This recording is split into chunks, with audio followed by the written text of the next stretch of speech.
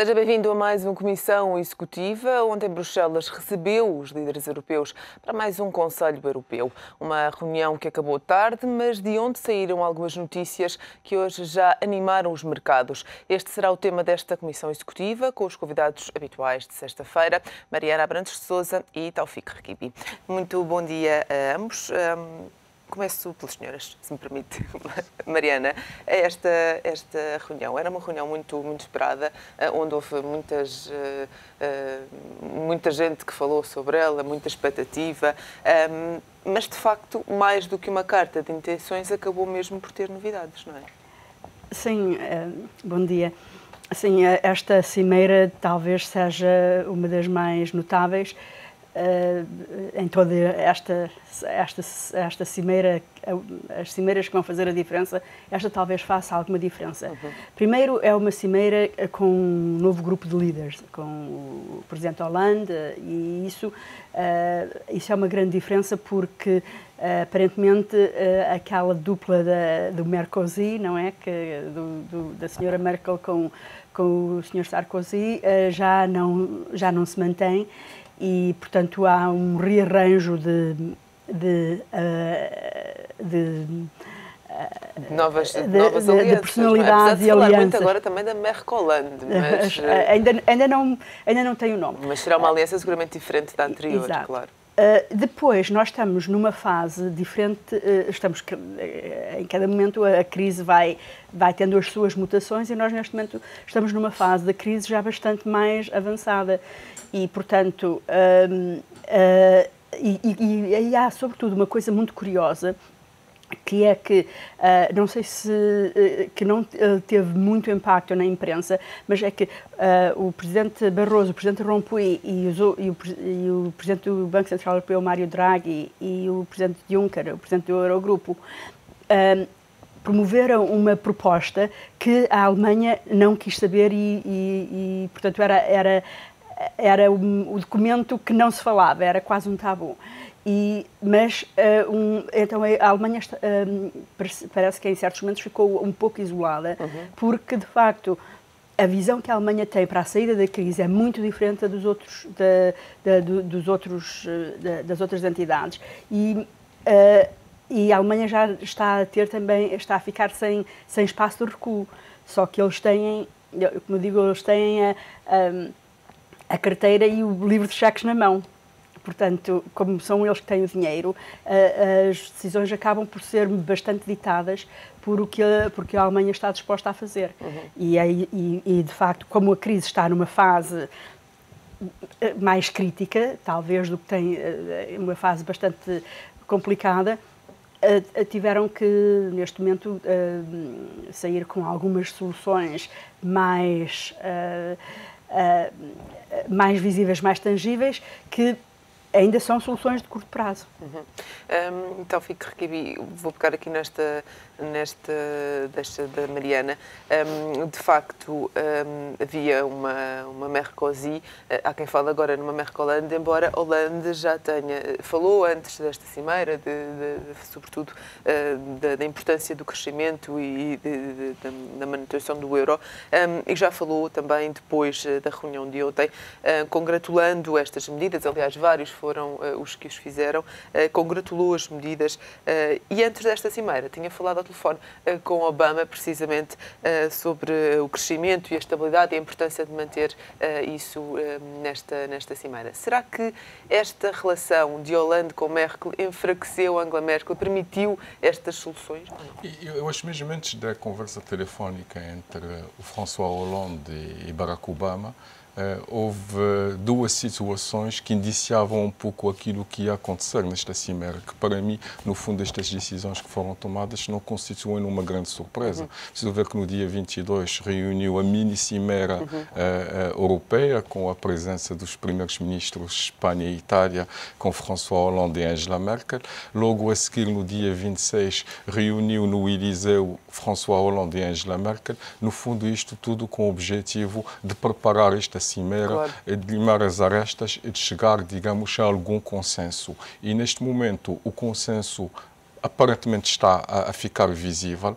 A França já está a abandonar a sua posição em relação aos eurobonds ou à dívida mutualizada e a Alemanha já estava a aceitar no dia 26 o princípio de um pacto de crescimento. Portanto, tudo indica que estamos a caminhar para... Há aqui uma para... de parte a parte também. Exatamente. Não é? Só que estas decisões que foram tomadas são meramente táticas, ou seja, as decisões de fundo foram chutadas para mais adiante. Portanto, estamos a falar do fundo do Pacto de Crescimento, que representa 120 mil milhões de euros. Isto, à escala europeia, não é um pacto muito significativo, representa qualquer coisa como 1% do PIB europeu. Portanto, vamos ver como é que este mesmo pacto vai ser... assim tanto o crescimento. Vamos ver como é que este valor vai ser aplicado. Em segundo lugar, mesmo a questão da criação de uma instância de supervisão da banca, segundo a informação que transpareceu, é que os mecanismos desta mesma supervisão serão mais ou menos definidos até o fim deste ano, portanto ainda falta saber o que é que isto significa, se isto vai nos aproximar da tal união bancária ou não, porque ainda está a questão da garantia dos depósitos que não foi muito bem explicada. A própria questão da união fiscal não foi aqui falada, apesar de constituir, digamos, um dos elementos do memorando que o presidente da Comissão, do Conselho Europeu submeteu, digamos, a esta cimeira. Ainda está em fase de definir o que é que vai acontecer à própria união política. Parece que o roadmap já define um prazo de 10 anos para que esta mesma união política venha a acontecer. De facto, esperava-se também aqui desta semana um novo rumo para a Europa, mas isso acabou por não acontecer. Não ficou bem definido. Eu acho que todas as decisões que foram tomadas são táticas, as decisões estratégicas praticamente não foram tomadas. Provavelmente nos bastidores que haja algum trabalho entre os líderes europeus para trabalhar esta questão estratégica do futuro da Europa, para evitar qualquer precipitação. Admite que seja o caso, mas de acordo com aquilo que aparece na ponta do iceberg, não há nada estratégico que se perspectiva para o futuro. Está tudo remetido para um roadmap a 10 anos, isto quer dizer, provavelmente, como se vai dizer, para o dia de São Nunca. Isto pode acontecer. Agora, neste momento, estas medidas permitem ganhar algum tempo. As reações dos mercados são muito significativas a este nível. Os beneficiários, nitidamente, são Espanha e Itália. E julga, apesar, digamos, do suspense criado esta madrugada com a ameaça da Espanha e Itália de não ratificar e não aprovar o pacto de crescimento, eu daria pouca credibilidade, digamos, a esta manobra, porque parece-me que era inevitável. Hollande disse precisamente isso, que apesar de Espanha e Itália ainda não terem assinado o tratado, ele iria avançar na mesma e provavelmente eles também iriam assinar. Exatamente. Eu acho que são os principais beneficiários. Há um facto que é muito interessante realçar e que demonstra um pouco, talvez, a falta, digamos, de visão da própria União Europeia relativamente ao seu futuro. Há duas declarações nos últimos dias, uma do primeiro-ministro francês e a outra do próprio presidente da República Francesa. O primeiro-ministro francês referiu que para haver uma união fiscal e orçamental e bancária é preciso uma maior integração política. O presidente francês, julgo que ontem à noite, afirmou que a questão da união política só pode acontecer se houver avanços a nível da união bancária e a nível da harmonização do sistema fiscal. Portanto, mesmo aqui dentro do mesmo país, acho eu que as pessoas ainda não sabem muito bem. Ainda assim, referindo ainda os 120 mil milhões, se esses 120 mil milhões forem aplicados, tal como disse Rompuy, que deverão ser aplicados nos países que têm mais dificuldades, se for exclusivamente nesses países, ainda é um montante significativo. Pode ser muito significativo. Para já não sabemos que o essencial da fatia vai para o Banco Europeu de Investimento. Agora, é preciso ver onde é que vai ser aplicado. Em que áreas? Claro. Quem vai ser o principal beneficiário? Serão, mais uma vez, as obras públicas Ou se vão ser as pequenas e médias empresas, se será a investigação e desenvolvimento, os processos de inovação, a exportação, etc. Portanto, a exportação fora do espaço europeu, inclusive, para permitir que o valor acrescentado europeu seja redinamizado e reestimulado. Ainda assim, Mariana, esta cimeira já deu resultados, não é? Os mercados hoje abriram em alta, a banca grega já subiu pelo menos 11%, os juros de Espanha, de Itália, de Portugal e de Grécia desceram, sobretudo a Espanha e a Itália. São dados positivos que marcam aqui um bocadinho a diferença desta cimeira. Sim, sim, e essa reação das taxas de juro é uma das coisas que nos leva a dizer que os principais beneficiários são a Espanha, a Itália, Portugal, os países endividados. No entanto, eu tenho uma visão um bocadinho diferente, que é estes países têm mais acesso a crédito. Para quê? Têm acesso a mais dinheiro para quê? Para reembolsar os créditos antigos. Portanto, os países não ficam aliviados. Quem é que fica aliviado com a promessa destes resgates? Os credores que fizeram o crédito inicial. Porque então o que é que vão? Os credores e os garantes. E isto é importante. Quem é que vai beneficiar? Quando Portugal ou Espanha têm acesso a financiamento para recapitalizar os seus bancos ou para substituir, no caso do financiamento do Banco Central Europeu, para substituir as linhas interbancárias que ajudaram a financiar a bolha imobiliária em Espanha. Então, eles vão receber financiamento, funding, do Banco Central Europeu e de outras entidades coletivas, oficiais, para reembolsar as linhas interbancárias aos bancos privados. Há uma substituição de credores. E então, quando o resgate serve sobretudo para substituir credores, quem são os principais beneficiários não são os mutuários, não são os devedores, são os próprios credores. Eu acho que esta é uma coisa que nós não estamos a ver bem, porque, ou melhor, é muito conveniente que não se veja, porque os credores que estão, entre aspas, entalados nestes países, querem que haja esta renovação. Esta renovação para poderem sair. Há bancos internacionais que já não têm exposição nenhuma em Portugal. Ou em Espanha é difícil porque os montantes são maiores, mas um país pequeno já sacaram o que tinham a sacar. E fizeram-no sem ter que recorrer aos derivados de crédito, aos credit default swaps, que tinham comprado. Isto é, uma das coisas que, por acaso, está no meu blog, PPP Lusofonia, já posso dizer, são os números dos derivados de crédito, o que se chama a exposição potencial dos bancos americanos à Europa. E, curiosamente, em 2011, quando os bancos europeus estavam a retirar as suas linhas de crédito, portanto, estava a haver este retorno a casa dentro da Europa, os bancos americanos estavam a aumentar a sua exposição a Portugal e a Espanha. A Espanha foi um aumento de, se não me engano, 24%. Entretanto, então nós temos que pensar o que é que os bancos americanos sabem sobre a Espanha que os bancos europeus não sabem. Os bancos europeus estão-se a retirar, estão a reduzir a exposição direta. E os bancos americanos estão a aumentar a exposição potencial, a aumentar o volume de derivados de crédito. Porquê? É difícil interpretar isto, mas voltando atrás ao fluxo de fundos, o que é que nós temos? Então, temos o Banco Central Europeu e os fundos coletivos europeus a permitir, a dar funding, que vai permitir aos mutuários reembolsar os credores antigos, que são outros bancos europeus, sem ter que recorrer aos garantes, que são bancos americanos que emitiram credit default swaps. Portanto, toda a gente ganha dinheiro, mas o que se está a fazer aí é o que eu chamo a mutualização do crédito. Isto é, um crédito de um banco alemão a um banco português, agora passa a ser o crédito do Banco Central Europeu a um banco português.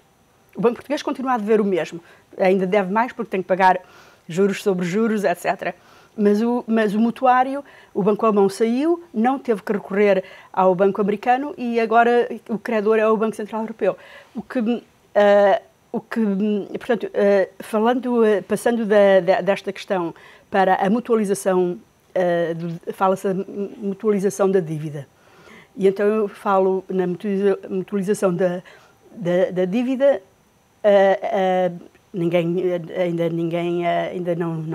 ainda está muito complicada, porque não querem, porque não sei o quê. Isso seria que houvesse um emitente que depois distribuísse o dinheiro para os outros países. Houvesse um emitente europeu que distribuía depois o dinheiro para Portugal e os outros países. O que está a haver é o contrário, é a mutualização do crédito. O crédito que estava disperso em vários credores está a ser reembolsado por crédito oficial centralizado. Portanto, nós já temos a mutualização. Portanto, quando falamos de portanto, que não se quer fazer a mutualização da dívida, que não se quer pagar, que não se quer dar apoio às garantias de depósito, sobretudo as garantias de depósito para os depositantes a retalho, para os pequenos depositantes. Mas já está a haver a mutualização, só que está a haver uma mutualização que beneficia os credores, não necessariamente os mutuários. De facto, esta semana teve resultados positivos nos mercados. Será que lá fora, nas outras grandes potências económicas, passámos uma mensagem positiva? Não é? Ainda não houve declarações, ainda não sabemos o que é que Obama pensa disso, o que é que a China pensa disso, mas será que a mensagem foi positiva? Pelo menos essa é a intenção, não é? Não, eu julgo que as outras potências, os outros players no mercado mundial percebem que por trás destas decisões não há decisões estratégicas de fundo e que há decisões táticas e que provavelmente vão considerar que as medidas não são suficientes para o regresso da própria confiança e para a própria estabilidade do euro. Agora, deixa-me só completar aquilo que a Mariana referiu há pouco. É verdade que neste momento a recapitalização da banca, nomeadamente italiana e espanhola, vai servir no fundo os interesses dos credores e vai reduzir com certeza a exposição de alguns bancos, nomeadamente os bancos da Alemanha. Eu julgo que também na Alemanha tem algum interesse nisso, mas também aqui há uma particularidade, é que este financiamento, esta recapitalização dos bancos espanhóis e italianos, e aí suponho eu a vitória essencialmente do primeiro-ministro italiano, deixou de fazer parte da dívida do próprio Estado italiano e do próprio Estado espanhol, enquanto que no caso português os 12 mil milhões que foram acordados com a Troika para a recapitalização da banca portuguesa fazem parte da nossa dívida, ou seja, é o Estado que assume a dívida dos 12 mil milhões, a somar ao montante restante, e o próprio Estado, aliás, isto que está a acontecer hoje de manhã, que vai tratar, digamos, de recapitalizar os bancos que têm necessidade de repor os seus rácios a um nível que é exigido. Daí que parece-me, mais uma vez, que aqui há um tratamento desigual, diferente. Fiquei um pouco surpreendido com a declaração do próprio Presidente da Comissão Europeia, o Durão Barroso, quando referiu ontem que ao caso português está resolvido, tem um plano que está a decorrer, há uma estratégia que está definida e, portanto, estas decisões que estamos a tomar não são extensíveis a Portugal e provavelmente menos ainda à própria Grécia. Isto quer dizer que qualquer renegociação que venhamos a fazer no futuro terá que ser com a Troika e não tanto a nível do Conselho Europeu. Mas será que estas decisões de ontem não vão influenciar também Portugal e a Grécia? A Grécia tem passado muito despercebida nestes 2 dias, não é? A Grécia que foi com grandes expectativas para esta cimeira. Sim, eu acho que os modelos de resgate vão evoluindo conforme resgates pequeninos, países pequeninos, resgates mais complicados. E na Grécia, eu queria comentar o que o Taoufik disse neste momento e depois falar um pouco da Grécia. Primeiro, esta questão de se os apoios à banca passam pelo soberano ou não, é uma questão muito importante, é o que eu chamo a diferença entre o modelo islandês e o modelo irlandês. No caso da Islândia, o soberano não garantiu os bancos porque os bancos eram enormes em relação ao país. E, portanto, era impossível. E no caso da Islândia, eles fizeram um referendo em que o povo votou contra a garantia aos bancos. No caso da Irlanda, eles não houve referendo, não ouviram o povo e a Irlanda foi muito pressionada a assumir as dívidas dos bancos. E, portanto, mas era um modelo... Esse modelo, aliás, a Irlanda que veio reclamar precisamente quando foi anunciada a recapitalização da banca espanhola. Exato. Não é? Portanto, o modelo irlandês, em que o soberano, que é o modelo que também se aplicou em Portugal em alguma parte, não tanta, é um modelo que não tem muitas pernas para andar, porque no caso dos apoios à banca é preciso distinguir dois tipos de apoio. Um é o apoio de funding, que é a substituição do funding interbancário. E isso, quem está a dar esse apoio é o banco, sobretudo o Banco Central Europeu, com a LTRO, etc. E isso é um apoio, é o apoio maior, mas é um apoio de dívida. Depois, para além disso, é preciso a recapitalização para que os bancos possam absorver perdas. Quando, em certos casos, já não se distingue uma coisa da outra, quando a situação é muito grave, é tudo ao molho, não? Mas em Portugal, o apoio direto, o apoio de funding é diretamente aos bancos, o apoio de recapitalização é através do soberano, através da República ou do Estado. Não, é um modelo que não tem pernas para andar. É um modelo que sobrecarrega, porque depois cria um ciclo vicioso entre o soberano e além disso, uma das coisas que é importante perceber é que os bancos, se perderam dinheiro, é porque fizeram má gestão. Portanto, quando é o Estado a assumir muito do risco, quer o risco de capital, quer o risco de dívida dos bancos, está a proteger, sobretudo, os acionistas dos bancos e os credores grossistas dos bancos. Fazendo isso sem proteger os depositantes, os clientes a retalho, é uma aberração. E isso não me admira que no caso da Espanha e no caso da Itália, onde, em termos de proporção, em termos do tamanho da banca versus o tamanho do Estado, é mais um caso islandês e não um caso irlandês. Portanto, é evidente que tinha que ir por essa, tinha que envolver o Reino de Espanha diretamente no apoio aos bancos, poderia ser catastrófico. Só queria fazer um outro comentário, que no caso da Grécia e no caso da Irlanda, é evidente, eu estou convencida que os programas vão ter que ser alterados e moderados, sobretudo para focar mais o que é necessário. No caso da Grécia, há uma coisa uma das coisas que eu li, não sei se vai manter, que os gregos tinham retirado imenso dinheiro da banca e agora eu vi um artigo que dizia que os colchões gregos estão a sofrer uma fuga de capitais.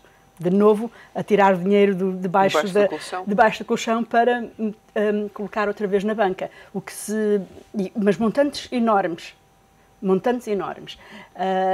Se se verificar, isso é muito positivo, porque não estamos a falar em soluções estáticas versus estratégicas, ou o que eu chamo de curto prazo versus de longo prazo.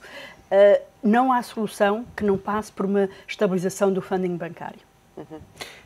Será que esta cimeira mostra também aqui um bocadinho o recuo de Angela Merkel em certas posições e a sua cedência aqui nestas questões? Eu suponho que a Alemanha, evidentemente, tentou esticar a corda até o limite para negociar ao seu favor.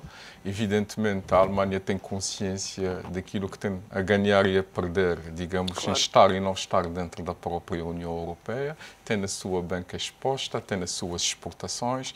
Está ela própria, neste momento, a notar o abrandamento do seu próprio crescimento. Evidentemente, pode haver um jogo lateral que ainda está submerso e que nós não conseguimos ainda decifrar e descodificar, mas a partida, a mudança de presidência em França e a renegociação, digamos, com a Alemanha, evidentemente, está a resultar em alguma mudança de posição da própria Alemanha, cedem em alguns pontos, mantêm-se firmes noutros. Agora, de facto, estas cedências, mais uma vez, são cedências sobre aspectos de curto prazo e tudo aquilo que implica ao longo prazo. Ainda não vejo cedências de parte a parte. Por exemplo, a questão da união política, a Alemanha seria favorável a uma união política mais que a própria França, porque gostariam os alemães de exercer um poder de controle e disciplina sobre os vários países da União. A França está muito agarrada ao seu princípio de soberania e de facto, é por isso que estas questões foram remetidas para o prazo de 10 anos. Agora, que houve algumas cedências face a semanas anteriores, vamos ver se vão ser suficientes. Eu, sinceramente, penso que não. E vamos ver se este resultado desta cimeira vai, de facto, como Durão Barroso dizia, servir para a irreversibilidade do euro e para a não saída de algum dos países do euro. Taoufik Rekibi e Mariana Abrantes de Sousa, muito obrigada. Conto convosco daqui a uma semana. Fica por aqui mais uma Comissão Executiva.